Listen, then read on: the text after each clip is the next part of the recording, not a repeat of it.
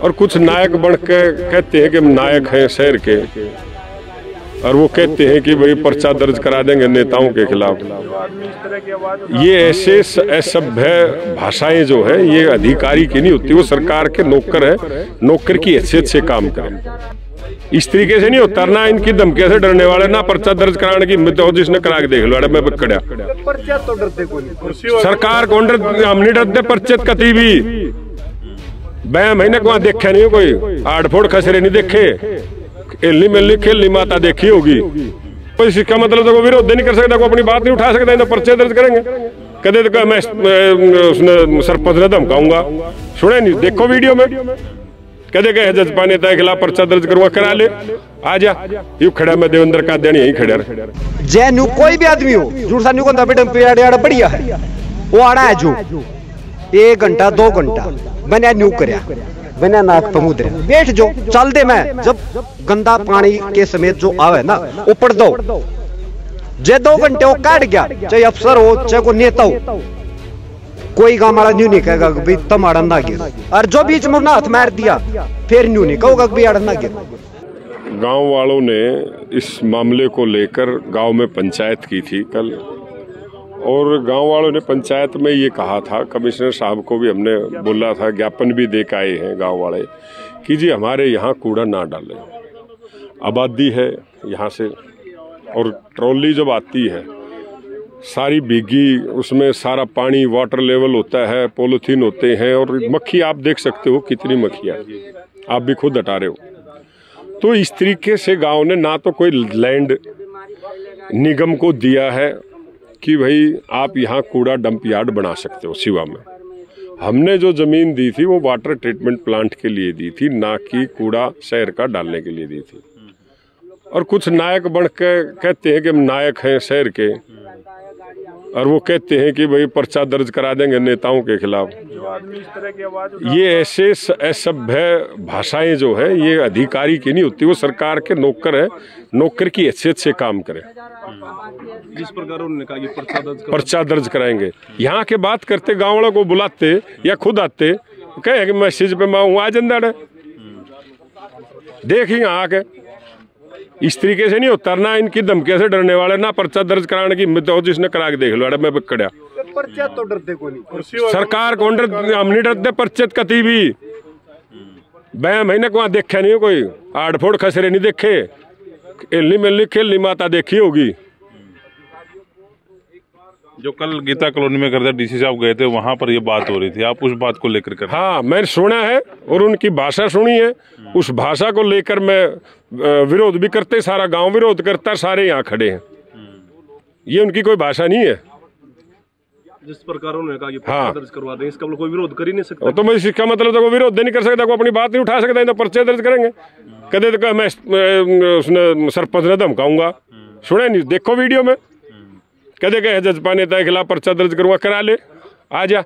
You खड़ा मैं देवेंद्र का देनी यही खड़ा, सारा गांव भी भाई साहब, सारा गांव खड़ा ही। जमीन दी आगे क्या फैसला ये है कि यहाँ डंपिंग यार्ड होगा नहीं, कत्ती नहीं होने देंगे, चाहे कुछ हो जाओ, सारा गांव खड़ा है यहाँ। टेंडर भी लगा दिया गया, कोई नहीं लगाने दे, लगाओ सरकार कुछ करो, टेंडर लगाए जाओगी पर डंप यार्ड नहीं बनेगा, और कुछ डाल लो। ये कूड़ा करकट नहीं जान देंगे, बस खत्म बात, सीधी सी। या इस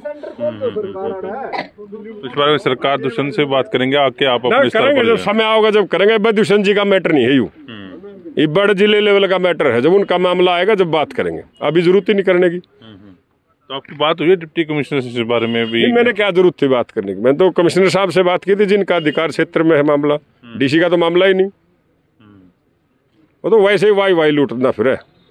देखो अपना प्रशासन चलाओ, ये काम जो राजनेता का वो राजनेता का करने दो।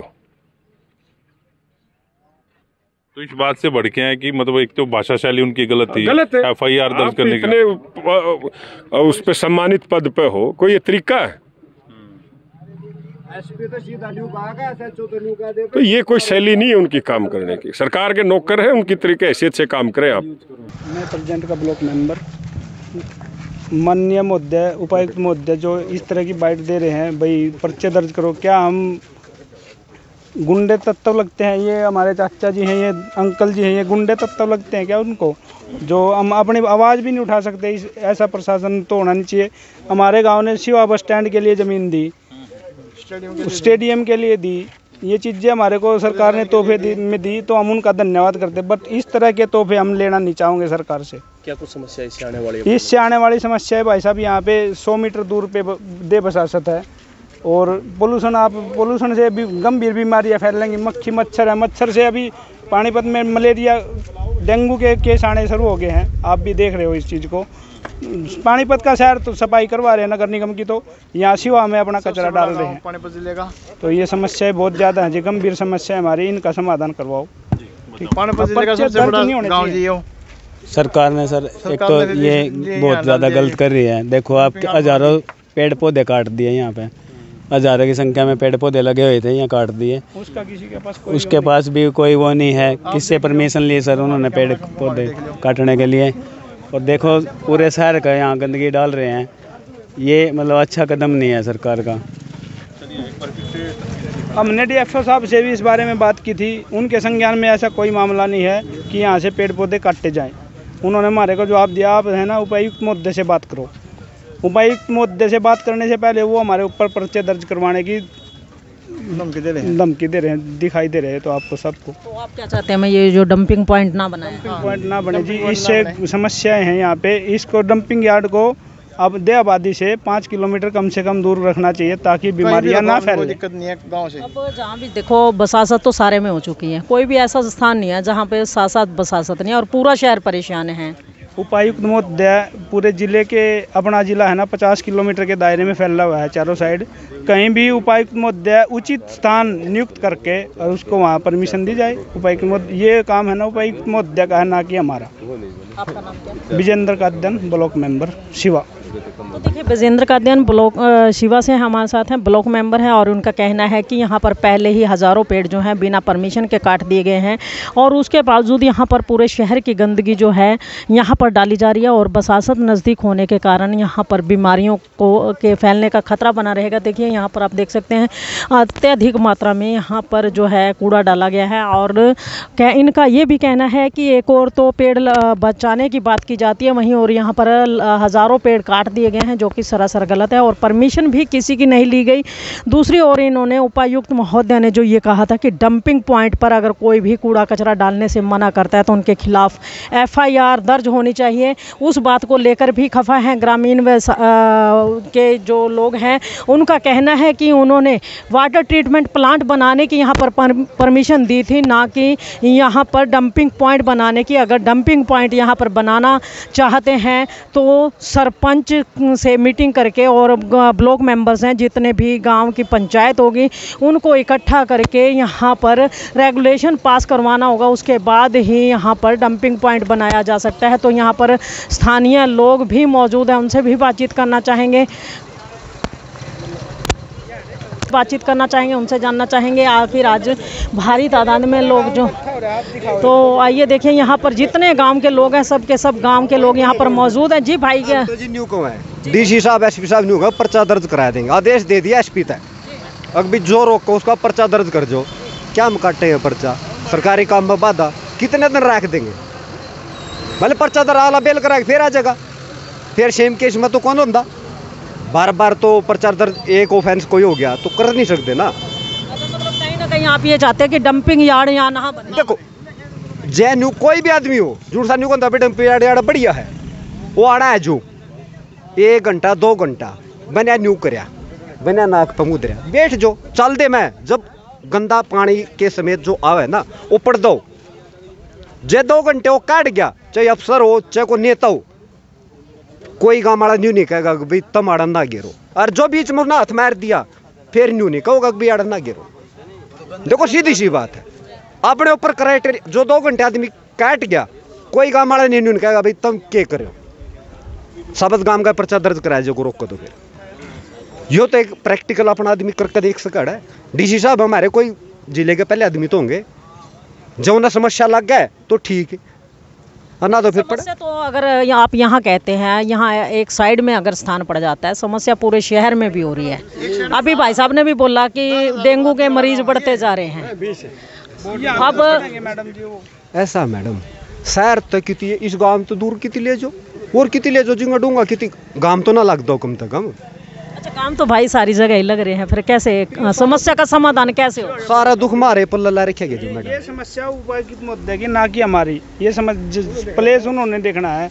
हमारे को इस चीज से परेशानी नहीं है तो हमने उपाय मुद्दे को अपनी समस्या बता दी और आप इस बात को ना ज़्यादा से ज़्यादा शेयर करवाओ और हमारी बात को अच्छे से उठाओ। मतलब कहीं ना कहीं आपका यही मानना है कि चाहे कुछ भी हो जाए डंपिंग यार्ड नहीं बनाना। हम मुकदमे से आने को तैयार हैं जी, बट ये लीगल कार्रवाई भी कराएंगे।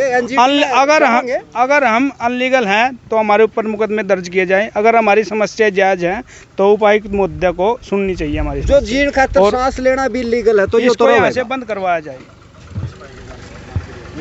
सीधी सी बात, अगर जीने के लिए सांस लेने के लिए भी अगर किसी ने इलीगल लग है, देखो ये इलीगल है, वो अपना देखो मेरे मुंह में की बेटी मेरा बजाड़ के मारना तो पड़ेगा कि नहीं पड़ेगा? सीधी सी बात है। मतलब बीमारियों से बचना मुंह लाल करना पड़ेगा। नहीं तो वही बात है, सांस रोक लिया तो मर जाएंगे। 5 मिनट रोक लेगा आदमी, आधा घंटा रोक लिया जिसका ज्यादा टाइम ना होगा इस ताकत तो सांस भी कौन रुकता। 2 किलोमीटर पाया या उस अगला कदम तो यही है, जितना प्रशासन दबाओगा देखो एक्शन का रिएक्शन होगा। आज 20-50 है, दिन बढ़ेंगे आदमी बढ़ेंगे, सीधी सी बात है। नेता कोई नहीं बनता है, नेता तो केजरीवाल बना था, एक आंदोलन हुआ था बन गया, अड़ आंदोलन है। अड़ तो जीण मरण का है कि भाई बीमार ना हुए अपनी समस्या अच्छे ले जाओ। आज तो देखो जी आप 4 दिन तक यो बंद है, जिस दिन चैल पड़ेगा ना लिकड़ के देख लियो अड़ा रास्ता नहीं रंदा कती। मैखरियां तो अलग बात है, निकलने का भी रास्ता नहीं है। और मारे तो देखो खेत वाला आदमी है, पहली तो रोड पे पुलिस तले के तंग ओड़े तो 2 किलोमीटर आड़े तक तंग, फिर 2 किलोमीटर जान खातर तंग। खेत में क्या घंटा काम करेगा? मतलब हर तरह की परेशानी है। खेत की तो धूल जी मेरी मजबूरी है खाना। देखो बावेंगे हम उन्हें रोक नहीं सकते, हम लत्ता ला लेंगे थोड़ी बहुत बार, ज़्यादा नहीं। ये वो ट्रैक्टर खड़ा बैक आया हालत देख लो, लेकिन ये आड़े का जाना मुश्किल हो जाए, लिखड़ा कौन जाता। मतलब कहीं ना कहीं जहाँ एक और मक्खी मच्छर पनपने से बीमारी पनपेगी वहीं रास्ते ब्लॉक हो जाएंगे आप लोगों के, आपका रोजगार भी खत्म हो जाएगा। रोजगार तो कुछ रहता नहीं। एक बात बताओ, जहाँ मक्खी होगी बांस होगी गंद में कोई रेस्ट करके नहीं रहेंगे हम मैडम। जो ये न्यू कमाना का हम पर्चे दर्ज करा देंगे। जो जून से नेता है शीशा बंद करके कार कर घड़ी स्पीड तलीकड़ा है, आराम तो तुम्हें भी जा सकते भाई चलो 5 मिनट लग दो चलिए जाओ। अच्छा, मतलब अब कोई आओ प्रशासनिक अधिकारी या नेता, ये विरोध जारी रहेगा? विरोध तो जारी रहेगा। जो इसमें की है ठा के गिरेंगे गिर देंगे, उड़े ताके फिर कर लेंगे लीगल कार्रवाई, फिर शुरू कर लेंगे। जैसा कि अभी ये कहा जा रहा है कि मतलब जो कोई रोकता है FIR उसके खिलाफ दर्ज करवाई जाएगी, और आपकी तरफ से कानूनी कार्रवाई क्या रहेगी? क्योंकि कोई ना कोई काम अगर होता है उसकी कानूनी प्रक्रिया भी होती है, क्या रहेगी? जी NGT की जो गाइडलाइन होंगी, ये तो सेंट्रल गवर्नमेंट की पॉलिसी है, हमारी अपनी बनाई हो या DC की या मतलब लोकल प्रशासन की तो नहीं, उस तो ऊपर को नहीं, उनकी काट लेंगे वहाँ चले जाओगे। मतलब NGT विभाग में जाओ, 25 सेक्टर में भी तो बंद होया होगा। आपके सामने समस्या दे कल पर ऑर्डर आया है, पर्चे दर्ज करने उन्हें भी भुगत लेंगे। कितने करेंगे? 50,000 आदमी रहने होगा, में 10,000 तो वोट भी होंगे। नेता तो प्रशासन बना हुआ है, वो कोई नेता नहीं बनना चाहता आदमी। और जिसके भाग में नेता बनना होगा बनकर होगा, ना DC पर रुका ना SP पर रुका, कोई भी हो। जो भाई भी नेता बन जाए के बेर लगे बैर कह तो है। तो मतलब कहीं ना कहीं लड़ाई जारी रहेगी इसकी। देखो जी पूरी जारी रहेगी, टेंट ला लेंगे और नहीं होगा लड़ते तो है नहीं किसी का। देखो प्रशासन का मार लट तो मारने का है नहीं, भूखे मर लेंगे हमें। जब एक नहीं 2 आदमी मर जाएगा फिर भी प्रशासन जवाब देगा, कितने देगा? क्या नाम है आपका? एडवोकेट राजेश कादन, कैंसर का पेशेंट हूँ। क्या सोचते हो 6 साल हो गए लड़ रहा हूँ, ये ऑपरेशन हो रहा। मतलब ऑलरेडी बीमारियों से लड़ रहे हो और आगे और बीमारी लेने का। लेकिन ये हालत रहेगी तो कौन जीण देगा? इससे तो बड़े भूखे मर लेंगे, लट क्यों मारेंगे हम किसी का?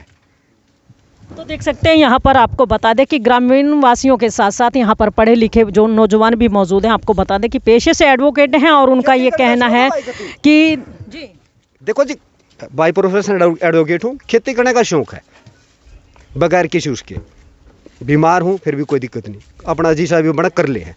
लेकिन ये जो और बीमारियाँ लग रही इसमें तो और तोड़े चले जाएंगे। जिनका हमने 10 साल जीने का होगा 4 साल भी कौन पकड़ा। डीसी साहब तो हमारे ईव हैं, केरा 2 भी नहीं रहो हैं, 4 रहो हैं, गणित 3 साल तो ऊपर तुम्हें भी नहीं रहते। हमने तो आड़े ही रहना है। मतलब कहीं ना कहीं आपने आपके जीवन पे एक प्रश्न चिन्ह खड़ा कर दिया गया। जब तक हमारी सांस है हमने तो यही रहना। डीसी साहब तो आज और है, एसपी भी कोई और आ जाएगा, कोई बदलते रहेंगे। तो प्रशासनिक अधिकारी हैं वो तो चेंज होते हमारे खातर तो होंगे। हम यहाँ से अपनी जगह छोड़ के कहाँ जाए, यही हमारे रेजिडेंट्स हैं, यही खेत है, यही काम करना हमने, यही मजदूरी करनी है, तो कहाँ जाए। समस्या बहुत गंभीर है। कृपया आपके चैनल के माध्यम से इस आवाज़ को आप लोग उठाएं।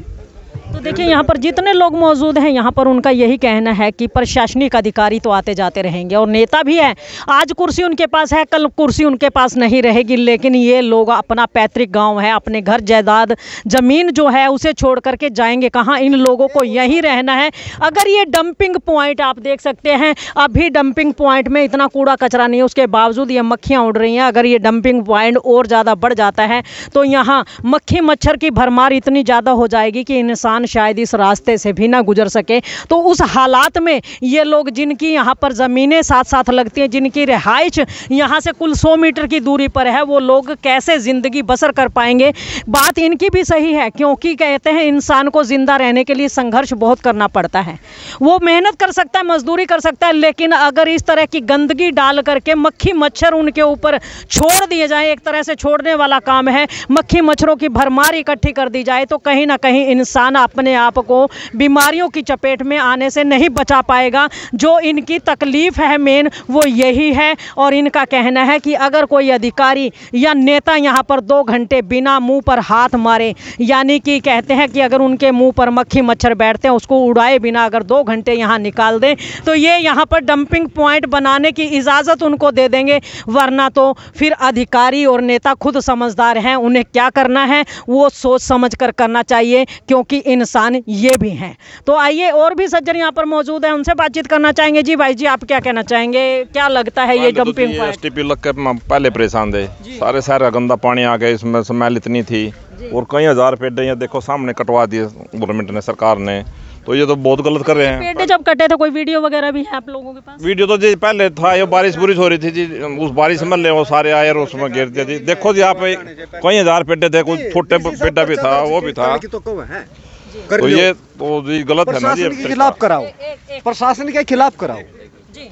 तो कई हज़ार पेड़ थे जिसमें छोटे भी थे बड़े भी थे, वो सारे कटवा दिए। यहाँ थोड़ा बहुत ऑक्सीजन मिल जाती वो भी नहीं रही अब।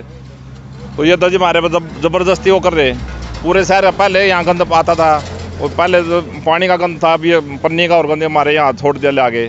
तो कैसे जिएंगे जी? उधर गौशाला है यहाँ 500 मीटर पे, 1.5 किलोमीटर 2 किलोमीटर बस स्टैंड आ गया, गाँव है, तो कैसे जी वो होगा जी? मतलब कहीं ना कहीं डबल मतलब आपके ऊपर गंदगी थोपी जा रही है। हाँ जी, गंदगी थोपी जा रही है ज़बरदस्ती जी। क्या नाम है आपका? नरेश कादियान जी।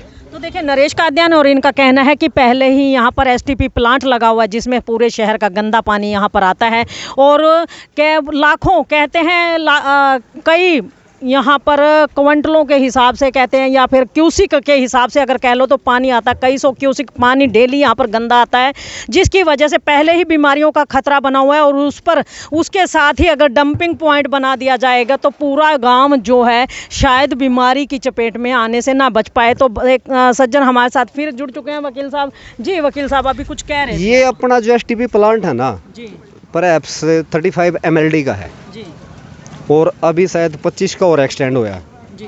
2004 से शुरू है। डीसी साहब को एक रिक्वेस्ट है, इनका पर्चा दर्ज करा लो पब्लिक हेल्थ का। अनट्रीटेड वाटर जाता है यमुना में, ये अनट्रीटेड ही जा रहा है, बाईपास है जी। करो तो मतलब इस पे कभी आप लोगों ने कोई कंप्लेंट वगैरह नहीं की कि अनट्रीटेड प्लांट? जो बात बताओ, अफसर मिले हुए हैं। माछरली जट्टी पर का एक सरपंच था, अंडरग्राउंड लेवल वो फैक्ट्री वाले पानी नीचे डाला करते, उन्होंने विरोध कराया, प्रशासन ने उसका पर्चा दर्ज कर दिया कि भैया मंथली मांगना हुआ है। क्या करेगा बेचारा? सरपंच चुन रखा था अपना, घर बैठ गया, नहीं भी था उसका। मतलब कहीं ना कहीं अगर सरपंच इस बात की खिलाफत करता है तो उसके खिलाफ भी उल्टे सीधे ब्लेम लगा दिए जाते हैं। जेठी पर क्या मछली के हुआ था जी, 1 साल 1.5 साल की बात। फैक्ट्री वाले ने लगाए होंगे ब्लेम उस पे। एक बात बताओ, फैक्ट्री वाले ने किस अधिकार दे दिया पानी नीचे छोड़ने का? नहीं, उनको मतलब उनके पास जाने की बजाय अगर मतलब वो डायरेक्ट अगर उनकी लिखित में शिकायत देता तो सबको जा लिए थे। हाँ, प्रशासन ने ऊपर तक करा ये काम सारे। अच्छा, फिर उन्होंने ये सोचा कि शायद पर्सनली एक बार कह के देख लूं, कोई बात बन जाए, गांव वाले सुखी हो जाए। हाँ, तो यहाँ भी तो है जितनी फैक्ट्रियाँ, सारा हमारा पानी पीने का भी नहीं रह रहा। 1000 से ऊपर TDS है, अपना पीने का वो पी के देखते हो तो पैसे है ना जी, कर लो जितनी फैक्ट्री सारी एक के नहीं हुए थे ना, सारी अंटोले और जुनसा छोड़ता पाओ उसका पर्चा दर्ज। देखो जहाँ करने का इलीगल वो है, ये इलीगल नहीं है। देखो सांस तो आपने भी लेना पड़ेगा, DC साहब ने भी लेना पड़ेगा, कोई गरीब होगा उसने भी लेना पड़ेगा, अमीर होगा थोड़ा बहुत प्यूरीफायर ला लेगा, सब तो प्यूरीफायर नहीं ला सकते यार।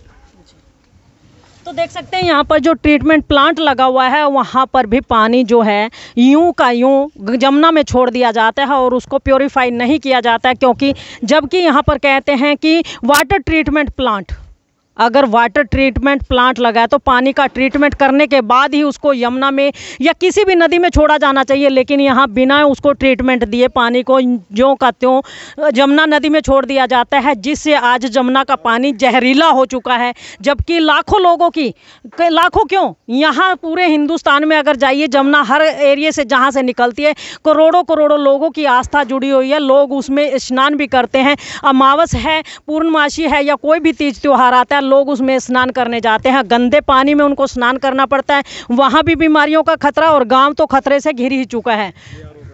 तो ये सारे जो आरोप हैं गांव वासियों के द्वारा लगाए जा रहे हैं। और ट्रीटमेंट प्लांट का जो पानी छोड़ा जाता है, गांव वासियों का ये कहना है कि अगर कोई एक्शन लेना है, कोई FIR दर्ज करवानी है, तो ट्रीटमेंट प्लांट के जो अधिकारी हैं या कर्मचारी हैं उन पर करवाना चाहिए, क्योंकि वो भी एक ऐसा कार्य कर रहे हैं जो स्वास्थ्य के लिए हानिकारक है। करोड़ों रुपया, अरबों रुपया खर्च होता है यमुना प्यूरी प्लांट जो भी अपना, और इसमें ये तो सीधी सी बात, आप देख लो 200 से 250 TDS होना चाहिए पानी साफ होने के बाद। आप चेक करा लो कितना है, अभी इस मौके पर करवा जो आउटलेट लिखा है ना उसका चेक करा लो कितना साफ होया। ये सारे पैसे बेकार ही जान ला रहे सरकार की। ये रोको बचाओ DC साहब का तो यह जोड़ के रिक्वेस्ट है। तो देखिए, यहाँ पर आए तो थे हम एक समस्या का समाधान के लिए, लेकिन यहाँ पर तो समस्याओं पर समस्याएं हैं, और एक के बाद एक कितनी ही समस्याएं यहाँ के ग्रामीणों ने गिनवा दी है। और उनका कहना है कि अगर हम लोग यहाँ पर कूड़ा डालने से मना करते हैं, अगर हम पर FIR होती है, तो ये STP प्लांट के जो रखवाले हैं, जो अधिकारी हैं, कर्मचारी हैं, उन पर भी FIR दर्ज जरूर होनी चाहिए, क्योंकि कहीं ना कहीं वो लोगों की ज़िंदगियों से खिलवाड़ कर रहे हैं। तो ये सारी की सारी लाइव तस्वीरें इंडिया की दहाड़ के माध्यम से आपको STP प्लांट के साथ लगते डंपिंग पॉइंट जहां पर बनाने की बात कही थी DC महोदया ने, वहां की दिखाई जा रही हैं, जिसको लेकर के आज यहां पर सारे ग्रामीण इकट्ठे हुए हैं। और उन्होंने एक ही बात कही है कि अगर ऐसा यहाँ पर होता है, अगर डंपिंग पॉइंट यहाँ पर बनाया जाता है, तो कहीं ना कहीं उनकी ज़िंदगी जो 4 साल की है वो घट करके 2 ही साल रह जाएगी, क्योंकि इतनी गंदगी के अंदर इंसान जी कैसे पाएगा। तो इस खबर को ज़्यादा से ज़्यादा शेयर कीजिए, लाइक कीजिए, चैनल को फॉलो करना ना भूलें। इंडिया की दहाड़ के लिए रमा देवी, जय हिंद, जय भारत।